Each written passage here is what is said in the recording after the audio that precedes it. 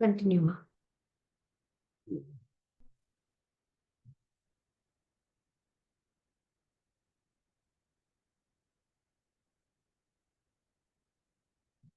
Continue చేయండి మా.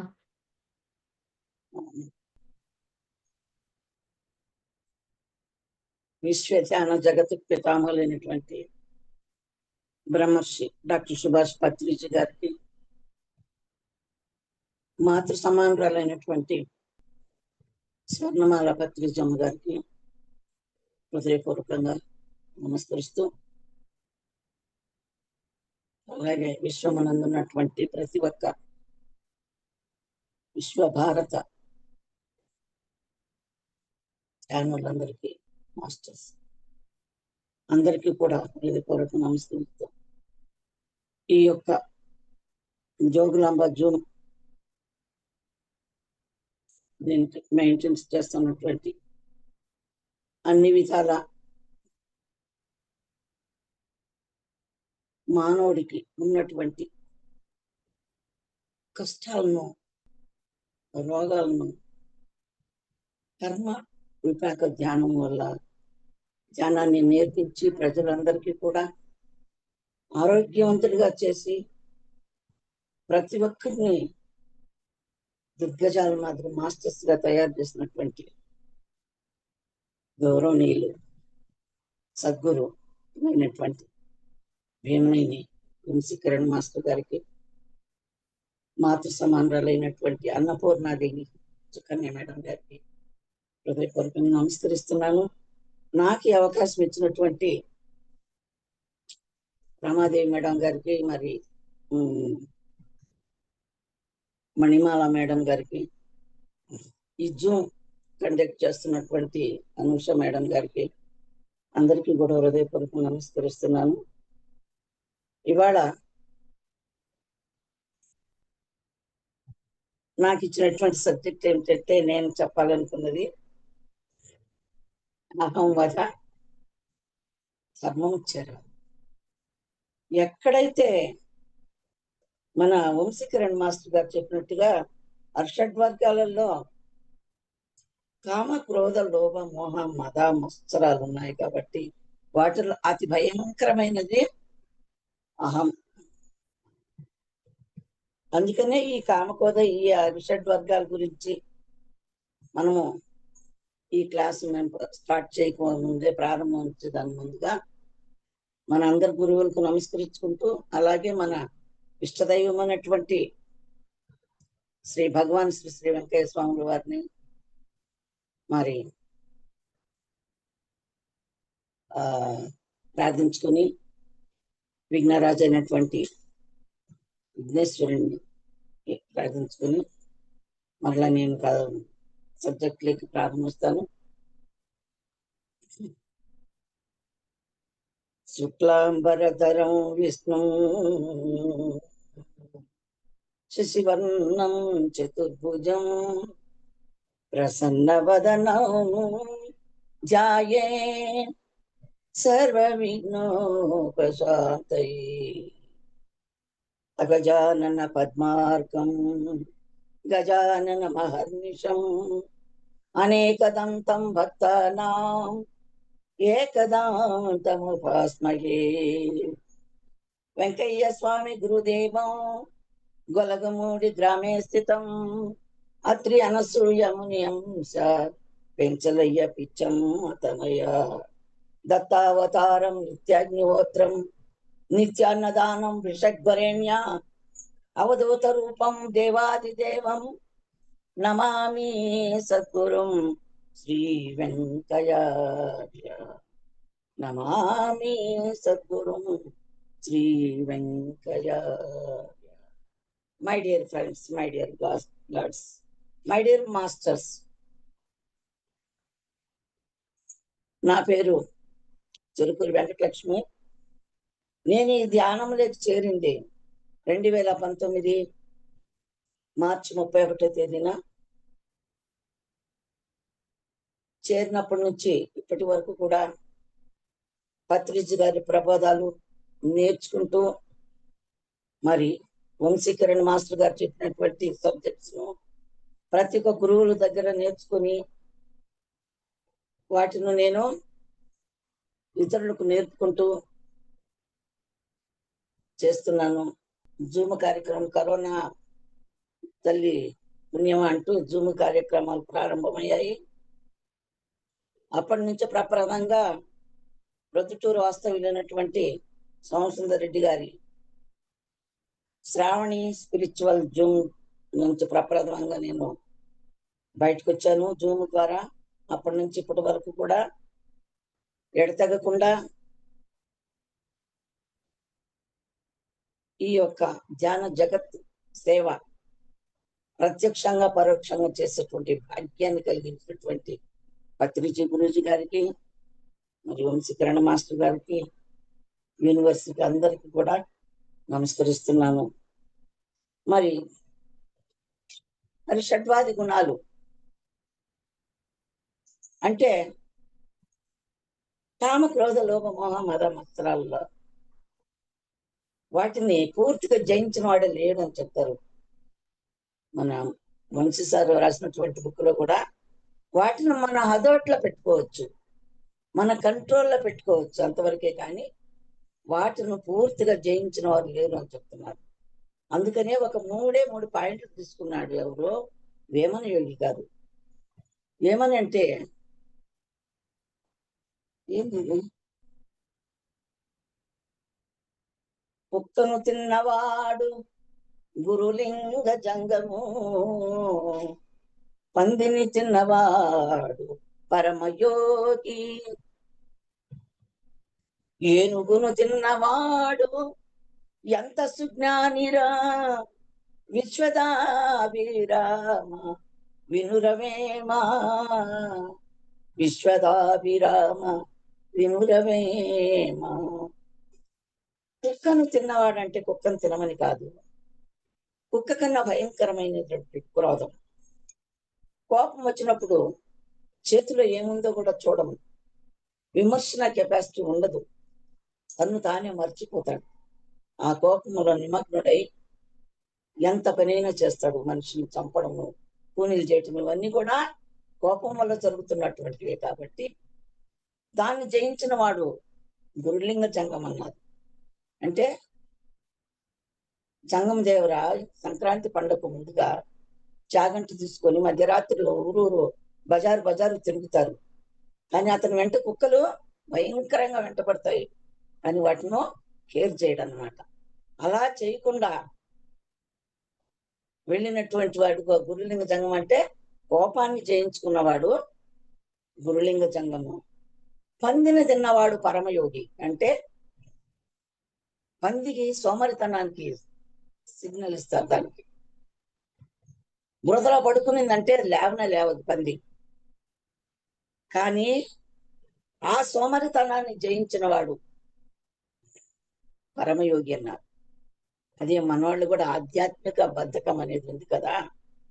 ఎంత ధ్యానం చేసేవాళ్ళమైనా కూడా ఆ బ్రహ్మముహూర్త సమయంలో తెల్లవారుజాము లేచి చేద్దాము, అయ్యో 5 గంటలకు ధ్యానము క్లాసులు జరుగుతున్నాయి అటెండ్ అవుదాం అనుకుంటే మనలో ఉన్నటువంటి బద్ధకం ఏం చేస్తుంది, టైం చూసుకుంటాం, ఇంకా లేద్దాంలే అనుకుంటామంట.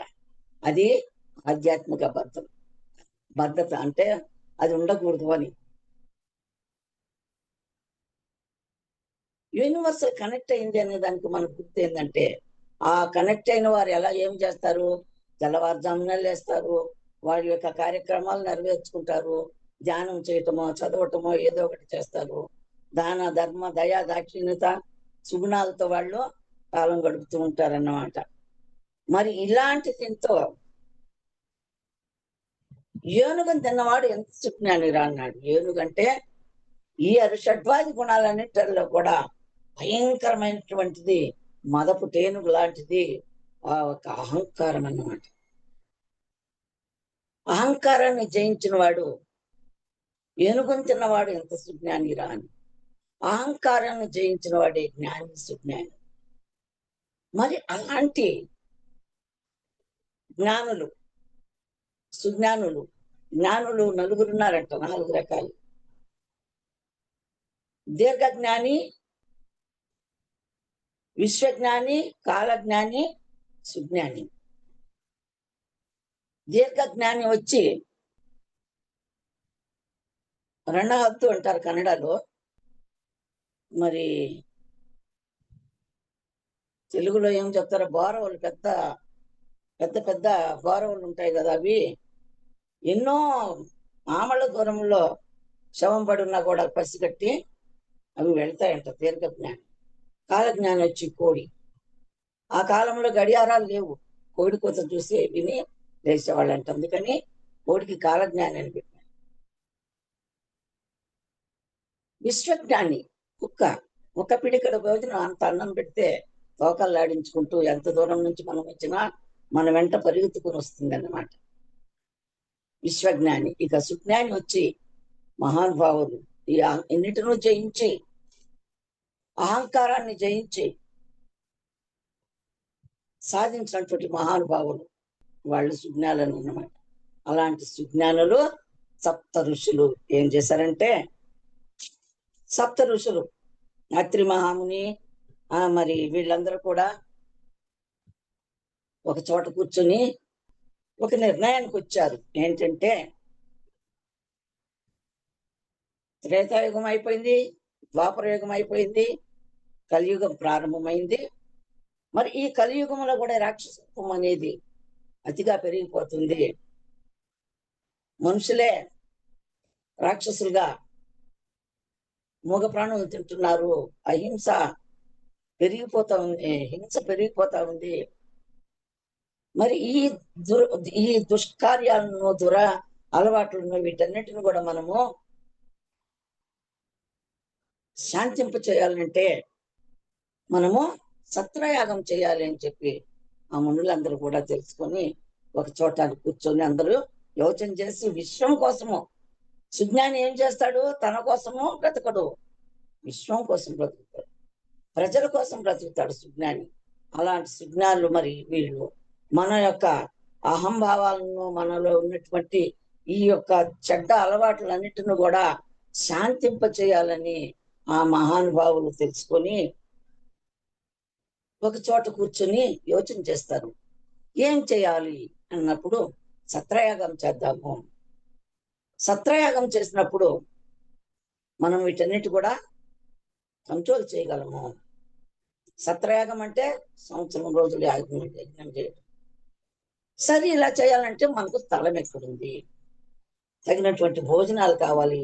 మన శిష్య బృందం అంతా ఉండాలి అంటే వారికి స్నానపానాదులు కావాలి, భోజనాలు కావాలి, పండ్ల ఫలాలు కావాలి, అన్ని అనుకూలాలు కావాలన్నప్పుడు ఎక్కడ దొరుకుతాయి అని వీళ్ళు ఏం చేశారంటే, సప్త ఋషులు శిష్య బృందాన్ని జత పెట్టుకొని మహావిష్ణువు దగ్గరికి వెళ్ళారు. మహావిష్ణువు దగ్గరికి వెళ్ళినప్పుడు ఆ మహావిష్ణువు వచ్చేట సప్త ఋషులను గాంచి అర్ఘ్యపాదవి వచ్చి వారికి సత్కరించి కూర్చోబెట్టి, మునీంద్రులారా, మీరు వచ్చిన కారణం ఏమని అడుగుతారు. మహాత్మా, మరి యుగాలన్నీ మారిపోయి కలియుగానికి వచ్చావు. కలియుగంలో భయంకరమైనటువంటి దుష్ట కార్యాలు జరుగుతున్నాయి. కలియుగాన్ని శాంతిపరచాలంటే కావటం లేదు. మరి మేము దాన్ని సరిచేయుటకు మేము యజ్ఞం చేయాలనుకుంటున్నాము, సత్రయాగం చేయాలనుకుంటున్నాము. ఆ సత్రయాగం చేయాలంటే మాకు ఇంతమందికి ఉండేదానికి అనుకూలం కావాలి, మరి భోజనాలు కావాలి, స్నానపానాదులకు ఫలపుష్పాలు కావాలి, పూజలకు కావాలంటే అన్ని కావాలి. మరి అలాంటి స్థలం ఎక్కడన్నా ఉంటే చూపించండి మహాత్మా అన్నారు. అప్పుడు విష్ణుమూర్తి ఏం చెప్పాడంటే, అయ్యా, నేను పోషకర్తనే గాని సృష్టికర్తను కాదు. సృష్టించిన వాడికి తెలుస్తుంది ఎక్కడ ఏముంది అనేది. బ్రహ్మదేవుని పిలుస్తాను ఉండమని చెప్పి బ్రహ్మను పిలుస్తాడనమాట, ఆహ్వానిస్తాడు. అప్పుడు బ్రహ్మదేవుడు ప్రత్యక్షమై, తండ్రి గారు, మీరు నన్ను పిలిపించిన కారణమేమి అని సవినయంతో వచ్చి తండ్రిని నమస్కరించి నించుంటాడు. బ్రహ్మ ఈ సప్త ఋషులు ఏమో అడగాలని ఉన్నారు, విను, వాళ్ళు ఏమో చెప్తారని వాళ్లకు ఒప్పించేశాడు ఆయన. అప్పుడు సప్త ఋషులు మహావిష్ణువుని అడిగిన రీతిగానే బ్రహ్మకు కూడా చెప్పారు. అప్పుడు బ్రహ్మదేవుడు ఏమన్నాడంటే, ఓహో దానికేముంది, ఒకానొక కాలమున ఒకానొక సమయమున నేను ఆకాశం గగనమందు విహరించుతున్నప్పుడు నా రథ చక్రానికి ఉన్నటువంటి చీల అంటే నేమి అది ఒక చోట పడిపోయింది. ఆ పడిపోయినటువంటి స్థలము అద్భుతమైనటువంటి మహత్తరమైనటువంటి ఒక పవిత్రమైనటువంటి ఉద్యానవనంగా మారిపోయింది. అది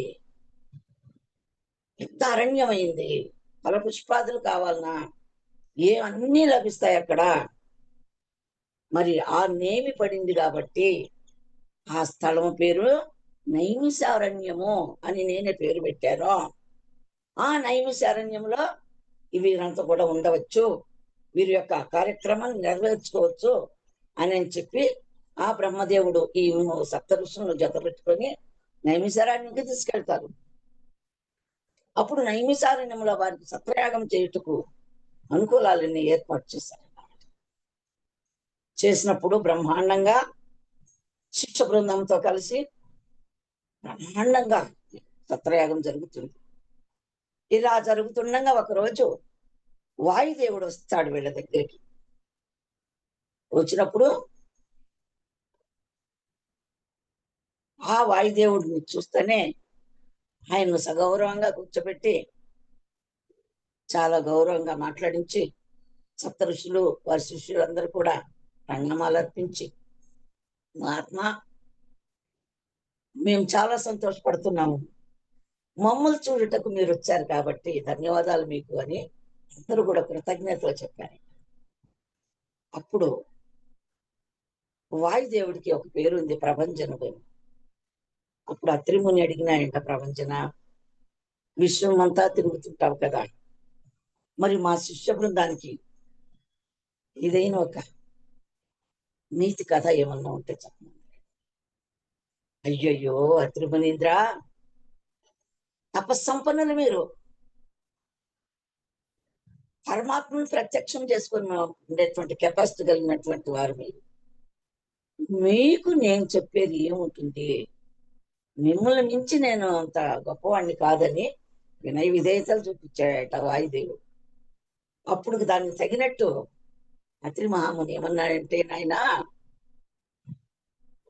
ఈ జ్ఞానం అనేది సముద్రం లాంటిది, మేము సంపాదించుకున్నది ఆ సముద్రంలో ఒక్క నీటి చుక్క మాత్రమే, మిగతాదంతా అట్లాగనే ఉంది కాబట్టి నాయన మాకు అంతటి గొప్పవాళ్ళం మేము కాదన్నారంటే చూడండి, అంతటి మహాముని సమస్తాన్ని అరికట్టినటువంటి వారు, అంతటి గొప్ప సృష్టికి ప్రతిసృష్టి చేసేటువంటి ఋషులు వాళ్ళందరూ కూడా, విశ్వామిత్రుడు కానీ వీళ్ళందరూ కూడా అంతటి వారు కూడా అహం అనేది లేకుండా, నేను అనేది గర్వం లేకుండా ఆ ప్రపంచనుడితో ఏ విధంగా రిక్వెస్ట్ చేసుకున్నారన్నమాట.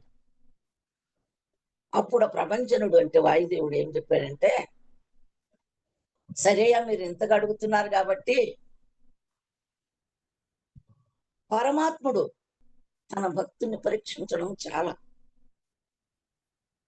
మాయ చేసి ఆయన మనములను పరీక్షిస్తాడు, మాయలోకి నెట్టుతాడు. కానీ ఆ మాయను ఎరుకతో జయించుకున్నవాడు యోగి. ఎరుకతో జయించుకోవాలి, లేకుంటే ప్రాణాపాయ పరిస్థితులు వస్తాయి. కానీ ఎటువంటిదైనా కూడా పరమాత్ముని నమ్ముకున్నామంటే ఆ పరమాత్ముడు హృదయములోకి మనం అంటే మన హృదయములు ఆయన ఉండటం కాదు, ఆయన దృష్టికి మనం పోవాలి. ఎప్పుడైతే ఆయన దృష్టిలో మనం ఉంటామో కష్టకాలంలో పిలిచినామంటే పరిగెత్తుతాడు ఆయన. కానీ అలాంటి మహానుభావుడు సమస్త భోగభాగ్యాలను త్యజించి షడ్వాది గుణాలను అరికట్టి గౌరవముఖుడైనటువంటి ఒక ముని మీరు ఇక్కడికి రాకముందు ఈ నైమిసారణ్యంలో ఇక్కడ ఉన్నాడు. అతను మహా విష్ణు భక్తుడు. ఆ విష్ణు భక్తుడు ఆయన ఏం చేశాడంటే మహావిష్ణువు గురించి కొన్ని సంవత్సరాలు తపస్సు చేశాడు. తపస్సు చేసిన తర్వాత ఆ మహావిష్ణువు ప్రత్యక్షమయ్యాడు. ప్రత్యక్షమైతే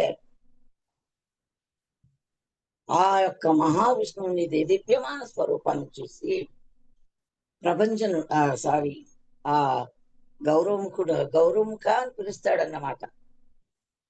ఈయన తపం జపంలోనే ఉంటాడు.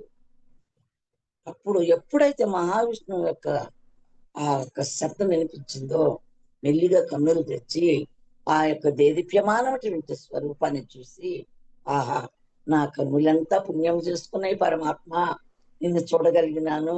మీ పిలుపు విన్న ఈ చెవులు ఎంత పుణ్యం చేసుకున్నవి నాయనా, మేము ముట్టుకున్నటువంటి ఈ చేతులు ఎంత పుణ్యం చేసుకున్నవి.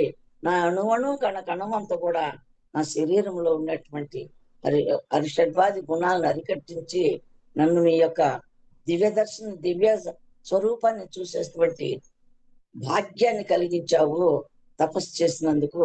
మరి పుణ్య మహాత్మా, నువ్వు వచ్చినందుకు ధన్యవాదాలని మహావిష్ణువు పాదాల మీద పడతాడు ఆయన. సరే గౌరవముఖ, నువ్వేం కోరుకుంటావు, ఏమి దేన్ని ఆశించి నువ్వు తపస్సు చేసావు అంటే, కోరిక లేనటువంటి తపస్సు చేయాలి. ఏ కోరిక ఉండకూడదు. చెప్తారు కదా, దేన్ని ఫలితాన్ని ఆశించకుండా ఏ పనైనా చేయమన్నారు. కాబట్టి నీకేం కావాలి నా నుంచి అని అడిగినాడు మహావిష్ణువు. అడిగినప్పుడు అతను ఏం చేస్తున్నాడంటే, ఈ శరీరంతో సహా బొందితో నీ జతలో నేను రావాలి. మరణం అనేది, ఈ శరీరానికి మరణం వద్దు, ఎటునే ఉండాలి, నీ జతలో నేను వచ్చి నీ ప్రకారంగా నేను ఉండాలి అని కోరుకుంటాడు. అప్పుడు మహావిష్ణువుకు నవ్వు వచ్చిందట. అయ్యయ్యో మునీంద్ర, రామావతారం ఎత్తి నేనే శరీరాన్ని వదలాల్సి వచ్చింది, కృష్ణావతారంలో శరీరాన్ని వదలాల్సి వచ్చింది. ప్రతి ఒక్క మానవుడు పత్రిజీ గారు చెప్పినటువంటి మరణం లేదు అని సబ్జెక్టుగా ఈ వచనం పెట్టున్నారు. ప్రతి ఒక్క శరీరం కలిగినటువంటి ప్రతి ఒక్క ప్రాణి కూడా ఆత్మకు మరణం లేదు, దేహం మాత్రము వదిలిపోవలసిందే. నువ్వు అడిగేటువంటి కోరిక సరిలేదు, అలా నేను ఇవ్వలేను అంటాడు మహావిష్ణువు. ఇవ్వలేననేసరికి గౌరవముఖుడికి కొంచెం బాధ కలిగేది. ఏంటయ్యా ఇవ్వలేనంటావే, మరి నేనుండి ఏం చేయాలి ఇక్కడ? నేనెంతో గొప్పవాడిని అయి ఉంటే ఎక్కడో వైకుంఠంలో ఉన్నటువంటి నిన్ను ఈ భూలోకానికి రప్పించగలిగానంటే ఎంత గొప్పవాడిని. నువ్వంటే శరీరాన్ని వదిలినావు, నేనెందుకు వదలాలి అని అహంభావము అతనిలో అహంకారం పుట్టుకొచ్చింది. మహావిష్ణువుని చూశాడు, విన్నాడు. ఓహో, ఏంట్రా నీ కథ మారిపోయింది, జల్లెల్లో నీళ్ళు ఎత్తినట్టు ఎత్తుకున్నావు కదరా నాయన, నువ్వు ఇంత చేశావు, నేను అనేది పోలేదే నీకు. ఓహో, ఇతనిలో కథ ఇదిగా ఉందని ఆ మహానుభావుడు, ఆయన అంటే విచిత్ర వేస్తాడు కదా మహావిష్ణువు. ఎక్కడ ఎవరిని అణగదొక్కాలన్నా అక్కడ ఆయన ఎన్ని అవతారాలు ఎత్తుతుండే శక్తి ఆయనకు ఒక్కడికే ఇచ్చారట. అప్పుడు గమనించుకొని, ఓహో, నీ మనసు ఈ విధంగా ఉందా అని మనసులో అనుకొని గమ్ముగా ఒక చిరునవ్వు నవ్వుకున్నాడట. ఇంత చేసి ఏం ప్రయోజనమో, నీలో ఈ అహం బాలేదే అని. అప్పుడు గౌరవముఖుడు కోపం వచ్చిందట. యో, ఏంటయ్యా నవ్వుతున్నావు, నేనంటే అంత హేళనగా కనిపిస్తున్నానా నీకు? నీకన్నా గొప్పవాడిని అన్న సంగతి మరొకసారి చెప్తున్నాను. ఎంత గొప్పవాడినై ఉంటే వైకుంఠంలో ఉన్నవాడిని నిన్ను భూలోకానికి రప్పించగలిగని చెప్పు అని మరొక్కసారి అంటాడట. అవునవును, అయ్యో, నిన్ను ఇచ్చిన గొప్పవాళ్ళని నేనెంతటి వాడినయ్యా, నువ్వు నన్నే రప్పించగలిగినావంటే నువ్వు చాలా గొప్పవాడివి. గౌరవముఖ, అది కాదు, నేను చెప్పేది ఏంటంటే, నువ్వు శరీరంతో ఉండాలి, ఈ యొక్క ముని లోకాన్ని అంతా నువ్వు పరిపాలించాలి. మునులంతా ఎంతమంది ఉన్నారు కదా, నీ శిష్య బృందం అంతా ఎంతమంది ఉన్నారు, నువ్వు ఒక గొప్ప వ్యక్తిగా మారాలి. అటువంటప్పుడు నువ్వు నా జొత్తలో వస్తే అయ్యేది లేదు, నీ శరీరాన్ని విడిచేదానికే లేదు. నువ్వు భూలోకంలోనే ఉండాలి, వీళ్ళందరినీ పోషించాలి అన్నప్పుడు ఇంకా గర్వం వచ్చిందంట. ఓహో, నేను అంత గొప్పవాడినా అన్నట్టు.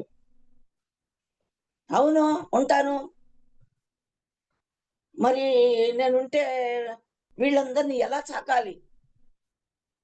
ప్రపంచంలో ఉన్న మునులందరూ ఎంతమంది ఉన్నారు?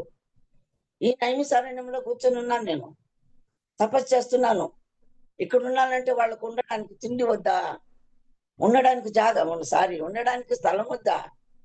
అన్నము, నీళ్లు, పానీయాలు ఏమీ అవసరం లేదా? కొన్ని వేల మంది ఉన్నారు మునులు, కొన్ని వేల మంది ఉన్నారు శిష్య బృందం. ఇంతమందిని చూడాలంటే ఎలా చేయాలి నేను? ఎలా చేయగలను నేను అని, ఏమో ఆర్డినరీ పర్సన్, ఎవడో మన స్నేహితుడు కూడా కాదు, ఎవరో పనికిమాలిన వ్యక్తితో మాట్లాడినట్టు మాట్లాడుతున్నాడట. చూడండి అతనిలో అహం ఏ విధంగా వచ్చిందో. అదే ఒకసారి ఆయన వైకుంఠంలో బ్రహ్మర్షి వచ్చి గుండెల మీద తన్నినప్పుడు అతనిలో ఉన్న అహంకారాన్ని చూసి, పరమాత్మ నీ పాదమంతను వచ్చిందోనని మెల్లిగా వస్తూ వస్తూ పాదం వచ్చి కన్ను చిత్తుకుని చింపేస్తాడు. అంతటి గొప్పవాడు కదా ఆయన. అహం భావాన్ని, ఈ అహం ఏ విధంగా అణగదీయాలనే దానికి ఎత్తుకు పై ఎత్తేసేవాడు మహావిష్ణువు. కొంచెం జాగ దొరికితే చాలు భక్తుల దగ్గర వాణ్ణి ఇంకా మాయ గప్పించి ఇంకా ఎంత దూరం వస్తాడో చూద్దామని చూసేవాడు అన్నమాట. గాలిపటం ఎంత దూరం పోతే వదిలి వదిలి వదిలి చూస్తాడు, లాస్ట్ ఒక్కసారి వదిలేస్తాడు. ఏడపోయి చిక్కుంటుందో అడ్రస్ ఉండదు, అలా చేస్తాడు అన్నమాట మహావిష్ణువు. ఆ భక్తి ఉండి కూడా, అంత గొప్పవాడు అయ్యుండి కూడా మరి అహంభావాన్ని పెంచుకున్నాడు. అట్నే అడుగుతా ఉన్నాడు, స్నేహితుడితో అడిగినాడు. ఏంటి యోచన చేస్తున్నావు? ఏంటయా చెప్పు, ఎలా చూడాలి నేను? వీళ్ళందరిని ఎలా సాకాలి? వీళ్ళందరూ భోజనాలు ఏంటి అని దబాయించి అడుగుతున్నాడు. ఓ, ఉండవయ్యా, అందుకే నేను యోచన చేస్తా ఉన్నాను కదా, ఎలాగప్ప అని యోచిస్తా ఉన్నాను. ఇంతలోనే ఇంత తొందరపడుతున్నావు ఎందుకు? గౌరవముఖ అన్నప్పుడు పావయాసాలు కానీ నేనా తొందరపడుతున్నాను? ఇచ్చేదానికి చేతగాక నీకు నా ఇంత గొప్పవాడు ఏంటి ఎప్పుడో ఇచ్చేసింది నువ్వు. ఎందుకు చెప్పు? నిన్ను రప్పించుకున్న శక్తి వచ్చినవాడిని కదా నేను భూలోకానికి. మరి నా ఇంత శక్తి లేదేమో నీకు, అందుకేమో ఇలా చేస్తున్నావు అని నీ ఏడ్పోటు మాటలు మాట్లాడుతున్నాడంటే గౌరవం. మహానుభావుడు లోపల లోపలనే, ఓహో శృతి మించిపోయినావు కదా నాయన నువ్వు. సరేలేమని ఉండు గౌరవముక, సరేలే నేను ఒక చింతామణి నిర్మిస్తాను నీకు. ఆ చింతామణి నువ్వేమి కోరుకుంటే అది ఇస్తుంది. మిద్దెలు కావాలన్నా, మేడలు కావాలన్నా, భవనాలు కావాలన్నా, భోజనాలు కావాలా, ఏమైనా కావాలి, నీకేం అవసరం ఉందో సమస్త భోగభాగ్యాన్ని ఇస్తుంది, కోరినవన్నీ కూడా ఇస్తుంది ఆమె. అదో చింతామణి ఇస్తున్నాను, కానీ ఒక షరతు ఏంటంటే, ఈ చింతామణి నువ్వు తీసుకున్న తర్వాత నీలో ఎలాంటి మార్పులు రాకూడదు. నువ్వెవరు? ఒక మునీశ్వరుడివి, మునివి. నువ్వేమి ఆచరించాలి? ఎన్ని ధర్మాలు ఉన్నాయి? బ్రహ్మచర్యము, గృహస్థ ధర్మము, వానప్రస్థ ధర్మము, సన్యాసం, ఇవన్నీ ఉన్నాయి కదా. వీటన్నిటిని కాపాడుకుంటూ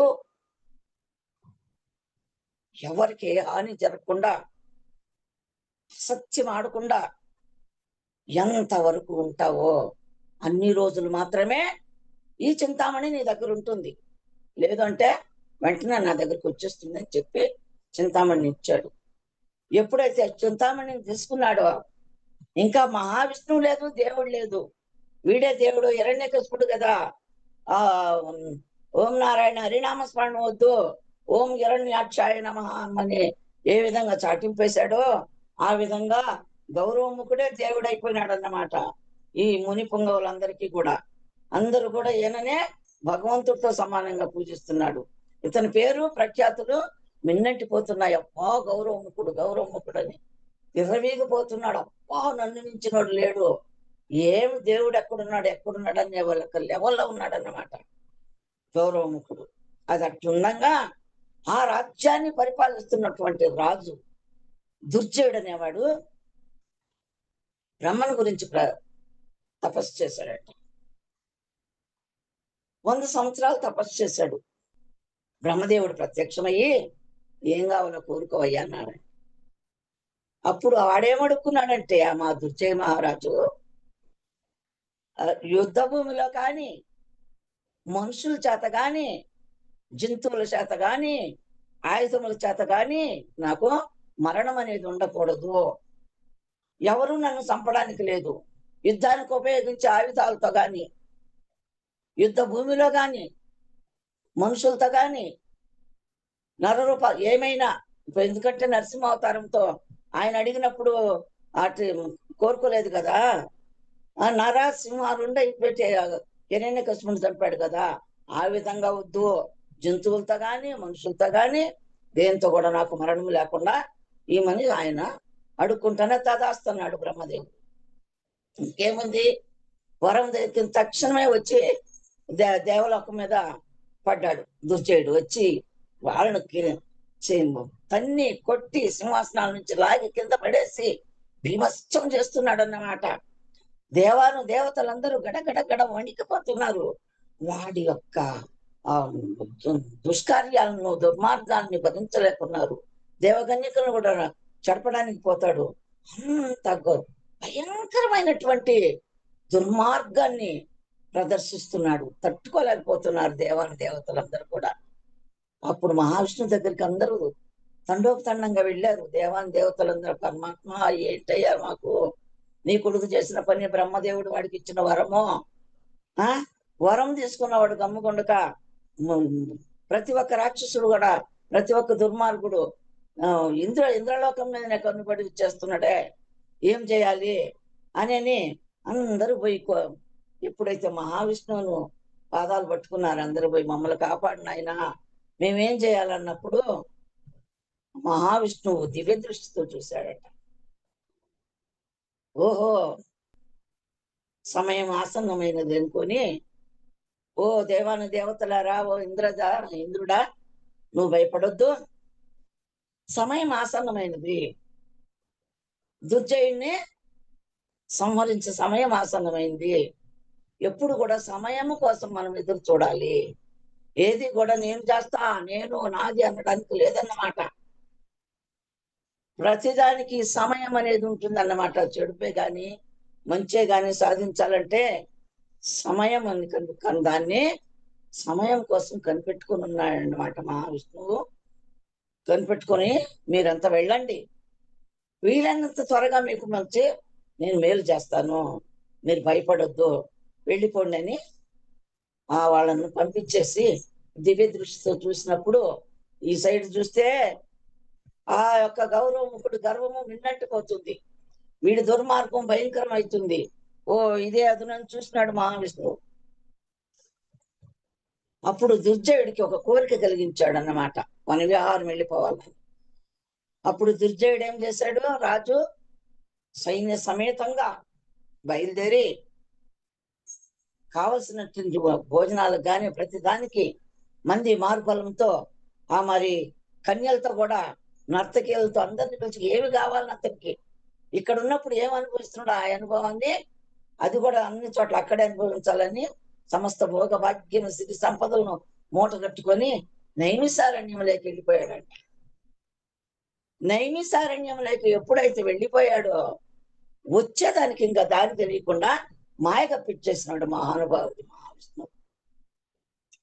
తీసుకెళ్ళినటువంటి భోజనాలన్నీ అయిపోయినాయి, ఆహార పదార్థాలన్నీ అయిపోయినవి, నీళ్లు సమస్తము ముగిసిపోయినవి, ఇక ఏమీ లేవు తినడానికి.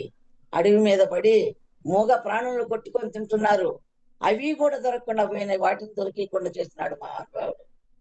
వచ్చేదానికి మార్గం తెలియలేదు. అభిమన్యుడిలాగా పద్మవ్యూహం లోపలికి వెళ్ళాడే కానీ వచ్చేదానికి మార్గం తెలియకుండా ఎలా అభిమన్యుడు ప్రాణం వదిలిపెట్టాడో అలాగా పాపం చిక్కున్నాడు. వచ్చేదానికే కాదు, అందరూ అన్నమో దేవుడు అని అలమటిస్తున్నారు. చెట్టుకొకళ్ళు ముట్టుకొకళ్ళు దొల్లాడుతూ ఉన్నారట. ఆకలి బాధ, బాధ భరించలేక ఆ ఆ గుర్రాలు, ఒంటెలు ఇవన్నీ కూడా ఆ సరైన ఆకులు అలుములు దొరక ఎన్నెన్ని తింటావి, మొత్తం తినేసినవి ఎక్కడెక్కడ తట్టిగలు పడిపోయి ఉన్నాయంట పాపం నీళ్లు లేక. దుర్జయుడు యోచనలో ఒక చోట కూర్చున్నాడు. ఎట్లా చేయాలా, వచ్చి తిని రావడానికి వచ్చాము, ఇక్కడ నుంచి బయటకు పడడానికి దారి తెలియలేదే, ఎట్లా బా అని కూర్చొని ఉన్నాడు అన్నమాట. అదే సమయాన గౌవతి నదికి స్నానానికి వెళ్తాడు గౌరవముఖుడు. అక్కడ ఏమి గౌరవముఖుడు గర్వం నిండిపోయింది, నేనే దేవుడిని, ఎందుకంటే సమస్తము నేను అందరికి పంచుతున్నాను కదా, ఈ మహావిష్ణువు శుద్ధే లేదు, భగవంతుడెవడు నేనే అనే కాడికి వచ్చాడు అహంకారం. అప్పుడు ఆయన ఆ గర్వంతోనే స్నానం చేసుకుంటూ ఒక్కసారి అక్కడి నుంచో రోదన వినిపిస్తుందట. ఎవరబ్బా నా రాజ్యంలో ఈ విధంగా రోదన ఏడుపులు వేస్తున్నాయి, ఎక్కడ ఉండొచ్చా అని చెప్పి ఇతను స్నానం చేసుకొని అలా నైమిషాలని పక్కకు ఆ ఎక్కడైతే రోదన వస్తుందో ఆ వైపు వెళ్ళాడట. ఇంకేముంది, చెట్టుకొకళ్ళు గుక్కడు గుట్టుకొకళ్ళు కడుపు పట్టుకొని తొల్లాడుతూ ఉన్నారట. అయ్యో అయ్యో ఆకలి ఆకలి ఆకలి. అప్పుడు దుర్జయుడు రాజు కూర్చుంటే, ఏంటయ్యా ఏ ఊరు మీది, ఏంటి వీళ్ళందరూ ఇటు దొల్లాడుతున్నారు అని అడిగాడట గౌరవం. అడిగినప్పుడు, ఎవరయ్యా నీకేమి ఆర్చేవాడివా తీర్చేవాడివా, నీకేం చెప్పాలి మేము, నువ్వు చూస్తే సన్యాసివి, నేను రాజును. రాజువా అన్నప్పుడు, ఎవడయ్యా నీవు, ఈ రాజ్యాన్ని పరిపాలించే రాజు నేనే, నా హ్యాండ్ ఓవర్ లో ఉన్నారు మీరంతా కూడా, నేను రాజును దుర్జయుడును అని చెప్పినప్పుడు, మరి ఎందుకు ఈ విధంగా చేస్తుంటే, మేము వచ్చాము కావాల్సినవి అన్ని తెచ్చుకున్నాము, తిండి అన్ని కూడా అయిపోయినాయి, నైమిస్ అనే లేక లోపలికి వచ్చామే గాని బయటికి వెళ్ళేదానికి మాకు దారి తెలియటం లేదు, అందువల్ల వీళ్ళందరూ కూడా ఆకలి దప్పులతో అలమటించిపోతున్నారని చెప్పాడన్నమాట. ఎవరితో, దుర్జయుడు వచ్చి గౌరవముఖుడితో చెప్పాడు. అప్పుడు గౌరవముఖుడు ఏమన్నాడంటే, సరే మహారాజా, మీరు మొత్తం ఇదిగో కొంచెం దూరంలో ఉంది మా ఆశ్రమం, మీరు మొత్తం మంది వారి సిబ్బంది అందరూ వచ్చేయండి, భోజనాలు చేయండి, కొంతసేపు శాంతి తెచ్చుకొని మళ్ళీ వెళ్ళిపోండి, నైమిసారి ఇక్కడ నుంచి ఇట్లాంటి ఇదే కదా దారి, దారిలోనే ఉన్నావు, దారి తెలియదు అంటున్నావే అని ఎప్పుడన్నాడు. ఆ పొరలు తొలిగిపోయినాయి ఆయనకు మాయ. అప్పుడు రాజు, ఏంటయ్యా నువ్వు కాషాయ వస్త్రం కట్టుకుని ఒక మునివి, నువ్వేంది మమ్మల్ని మాకు ఇస్తానని చెప్తున్నావే ఏంటి అన్నప్పుడు, లేదు లేదు రాండి అన్నాడు. అది చూద్దాం వీడి కెపాసిటీ ఏందని అందరూ వస్తారన్నమాట. అందరూ వచ్చేసరికి ఈయన వచ్చి, ఉంది కదా చింతామణి, ఆ తల్లిని వేడుకున్నాడు అన్నమాట. అమ్మా, 200 మంది వస్తున్నారు సైన్య సమేతంగా, వాళ్ళ యోగ్యతకు తగినట్టు వాళ్ళకు రూములు ఏర్పాటు చేయి, రాజుకు మంత్రికి సామంతులకు భటులకు సైన్యాలకు ఎంత అని ఎప్పుడైతే కోరుకున్నాడో, ఈ యొక్క చింతామణి భోజనాలు గీజనాన్ని తయారు చేసింది, వాళ్ళు ఉండేదానికి అనుకూలం మొత్తం రెడీ అయిపోయింది. వచ్చారు, వచ్చి చూస్తానే రాజుకు భయం ఆశ్చర్యం వేసింది, ఎందుకు ఇతను ఇంత భయంకరంగా పెట్టినాడు, ఇంత అద్భుతమైనటువంటి ఇది ఉందా అని నీవు చూసేసరికి, సరే వచ్చారా, అందరు భోజనం చేసుకున్నారు, హ్యాపీగా పడుకున్నారు. దుర్జయుడికి మాత్రం మనసులోనే ఉంది, వీడు సన్యాసి ఇంత పని ఎక్కడొచ్చింది, ఇంత భవనాలు ఇదంతా ఎప్పుడు కట్టాడు ఏంది అని ఆ గౌరవముఖుడిని పిలిపిస్తాడనమాట. ఏంటయ్యా విషయము, మహారాజు నాకుండానే కాదు ఇంత పరిస్థితి, నువ్వు ఎలా చూసావు, ఏమి చెప్పకున్నామంటే బాగుండేది, అహంకారం ఉంది కదా, అహము, నీవెంతయ్యా, నేను మహావిష్ణువుని భూలోకానికి రప్పించుకొని చింతామణిని స్వాధీనం చేసుకున్నాను, ఆ చింతామణి ద్వారా ఇంత పని జరుగుతుందని చెప్పాడు. అప్పుడు దుర్జయుడు ఏమన్నాడంటే, అయ్యా నువ్వంటే మహా ఒక 50 మంది 60 మందికి పడతావేమో భోజనము ఆ చింతామణితో, నేనైతే వేలాది జనాలకు పెడతాను, ఆ చింతామణి రాజు దగ్గర ఉండాలి కానీ నీ దగ్గర ఉండకూడదు అని చెప్పాడు అన్నమాట. లేదు లేదు నేను ఇవ్వను. ఇంత వాగ్వివాదంగా జగడం పడింది వాళ్ళకి. అప్పుడు దుర్జయుడికి కోపం వచ్చింది. ఓరి భటులారా, మీరు వెళ్ళండి, ఈ ముని ఆశ్రమంకి వెళ్ళి ఆ ఎక్కడ చింతామణి దాచిపెట్టున్నాడో అతని రూముని వెతకండి అని ఎప్పుడు చెప్పాడో, వాళ్ళకన్నా ముందు పరిగెత్తుకొని వచ్చి, అమ్మ చింతామణి నన్ను కాపాడు తల్లి, 200 మంది పైగా వచ్చున్నారు సైన్య సమేతంగా, మరి వాళ్ళని మించి సైన్యాన్ని ఏర్పాటు చేసి వాళ్ళని అందరినీ కూడా నాశనం చేసి నన్ను గెలిపించమని చెప్పి వేడుకుంటాడు. ఇప్పుడు ఆ మహాతల్లి ఏమంది అడిగిందిస్తుంది కదా, 1:double సైన్యాన్ని తయారు చేసింది. దుర్జయుడి సైన్యం మొత్తాన్ని ఒక్కసారి నరికిపిచ్చి పారేసింది. నైమిసారణ్యం అంతా కూడా రక్తపాతమై చాలా ఏర్లై పారుతున్నాయి. ఎక్కడ చూసినా పీనుగలే పడిపోయినాయి. దుర్జయుడి కడుపు మండిపోతా ఉంది. ఈ యొక్క గౌరవముఖుడి సైన్యం ఏమీ లేదు, ఎప్పుడు మాయమైపోయినారు. ఓరి దుర్మార్గుడా, నా సైన్యాన్ని అంతా హతం చేసేసావు కదరా, నువ్వు ఇంత పని చేసినావు నువ్వు అన్నప్పుడు ఇంకా గర్వపడతాడు. అవును, నా దగ్గర చింతామణి ఉంది, నువ్వు నన్ను ఏం చేయలేవన్నప్పుడు ఆ చింతామణి ఒక స్త్రీ రూపంలో వచ్చి, ఓ గౌరవముఖుడా, నేను వెళ్ళిపోతున్నాను. ఏమంటే నువ్వు అన్ని ధర్మాలు వదిలేసావు, ఉండవలసిన ధర్మాలన్నీ వదిలేసినావు. ఆశ్రమ ధర్మం వదిలేవు, నీ ముని ధర్మం వదిలేవు, సన్యాసత్వం వదిలేసావు. గర్వము అహంకారం నీలో పెరిగిపోయింది. అందువల్ల నేను ఈ నైమిసార్యాన్ని అంతా రక్తపాతం చేశావు, నా చేతి గుండా భయంకరమైనటువంటి హింస చేపించావు, కాబట్టి ఇంకా నేను ఉండను, వెళ్ళిపోతానని ఆ యొక్క చింతామణి మహావిష్ణు దగ్గరకు వాపసు వెళ్ళిపోయింది. ఎప్పుడైతే వాపసు వెళ్ళిపోయిందో దుర్జయుడికి కోపం వచ్చింది కదా, ఓరి మూర్ఖుడా, నా సైన్యాన్ని అంతా ఇచ్చేసినావు, నిన్ను మాత్రము విడిచిపెట్టను, నిన్ను చంపేస్తానని జుట్టు పట్టుకొని ఖడ్గం తీసుకొని అతను గొంతు మీద పెట్టాడన్నమాట. అప్పుడు గౌరవముఖుడికి ఆ పరమాత్ముడైనటువంటి మహావిష్ణువు గుర్తొచ్చాడు. పరమాత్మ, నేను ఎంత అహంకారం అయిపోయినాను, ఈ యొక్క అరిషడ్వాది గుణాలను అరికట్టే శక్తి లేకుండా నన్ను మాయ చేసి మాయలో నింపినావు నాయన.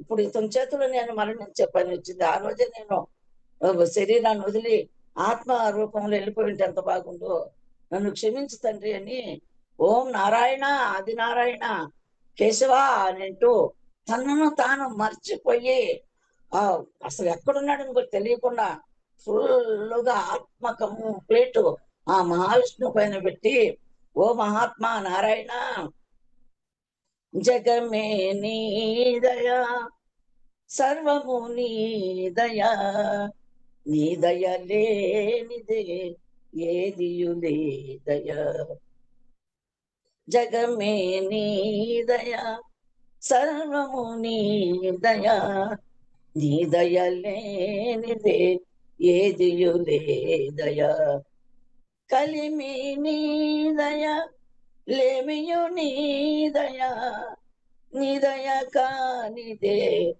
ఏదియు లేదయా. మహాత్మ పరమాత్మ మహావిష్ణువు హరి శ్రీ హరి ఎక్కడున్నావు నాయన అని, ధ్యానము నీ దయా, నా ప్రాణము నీ దయా, నీ దయ లేనిదే ఏదియు లేదయా, నీ దయ లేనిదే ఏదియు కాదయా, జగమే నీ దయని అతని యొక్క అహంకారాన్ని అంతా వదిలేసి ఆ పరమాత్మని ఏకచిత్తంతో ధ్యానించి పరమాత్మ అని తన్ను తాను మర్చిపోయి తన్మయుడైపోయి ఇంకా శరీరాన్ని ఏమైతుందో కూడా తెలుసుకోకుండా ఆత్మ నిమగ్నుడై మహావిష్ణువులో అక్కడ లీనమైపోయినాడు ఆయన. అప్పుడు దుర్జయుడు అతను కుచిక కోసే సమయాన భక్తుని రక్షించుకోవాలి కదా, ధర్మాన్ని కాపాడుకోవాలి కదా, అందుకని ఆ మహావిష్ణువు చక్రాన్ని వదిలేస్తాడన్నమాట. ఎందుకంటే దుర్జయుడు పెట్టినటువంటి బాధలు, దుర్జయుడిని చంపాలి, సమయం ఆసన్నమైంది, మరి దేవతలను కాపాడుకోవాలి, ధర్మాన్ని రక్షించుకోవాలి అని అప్పుడు చక్రం వదిలేశాడు. ఆ చక్రం అతి వేగంగా వచ్చేసి దుర్జయుని శిరస్సు ఖండించేస్తుంది అన్నమాట. దేవాను దేవతలంతా కూడా ఆకాశంలో నుంచి చూస్తూ ఉన్నారు. ఆనందము, వాళ్ళు ఆనందంతో ఉమ్, అంతా పుష్పాలు చేతపట్టుకుని నిలబడి ఉన్నారు అందరూ కూడా. అప్పుడు ఇంకేం చేస్తావు? పుష్పాలు చల్లడానికి ఎక్కడుంది? రక్తమయమైపోయింది, శవపేటికలు అయిపోయినాయి వనమంతా. అప్పుడు దేవాను దేవతలందరూ కూడా మళ్ళా ఆయన్ను బ్రతిమాలుకున్నారు. ఇతను చంపి చక్రం పోయి మళ్ళా సుదర్శనం ఆయన చేతిలో దొరికింది, ఏలుకుపోయి నిలిచిపోయింది. అప్పుడు మహాత్మా ఏం చేయాలి? ఈ రక్తము ఈ సెలయేర్లు మాదిరి పారుతుందే, ఈ రక్తము, ఈ పీనుగలు, ఇవన్నీ ఏం చేయాలా? ప్రశాంతమైనటువంటి నైమిసారణ్యము రక్తపాతం అయిపోయిందే, ఎలాగా అని నేను అనుకుంటున్నాడు అన్నమాట. అప్పుడు వాడేమడిగినాడు బ్రహ్మదేవుణ్ణి? యుద్ధ భూమిలో మరణం లేదు, కానీ యుద్ధ భూమి కాదు అది, అది ఒక అరణ్యము. మనుషులతో చంపలేదు, జంతువులతో చంపబడలేదు, ఆయుధాలతో మరణం కాలేదు. సుదర్శన చక్రంతో అతను మరణించగలిగాడు అన్నమాట. అందుకని అతని యొక్క మరణం ఎప్పుడైతే దుష్ట సంహారం ఎప్పుడు చేశాడో, మునిలో ఉన్నటువంటి అహంకారాన్ని ఎప్పుడు తొలగించి, తన వస్తువు కదా, ఎందుకంటే తల్లితో సమానము కదా భగవంతుడు. బిడ్డ చెడిపోతుందంటే చూసి చూసి చూసి లాస్ట్కు వాణ్ణి వదిలేసి లాస్ట్కు తనలోకి ఐక్యం చేసుకునేటువంటి మనస్తత్వం కలిగినటువంటి భగవంతుడు కాబట్టి మరి గౌరవ ముక్కుడిని విడవకుండా అప్పుడు వీళ్ళందరూ అడుగుతానే మళ్ళా చక్రాన్ని వదులుతాడనమాట. వదిలినప్పుడు అతి వేగంగా వచ్చి భూమిని టచ్ చేస్తుంది.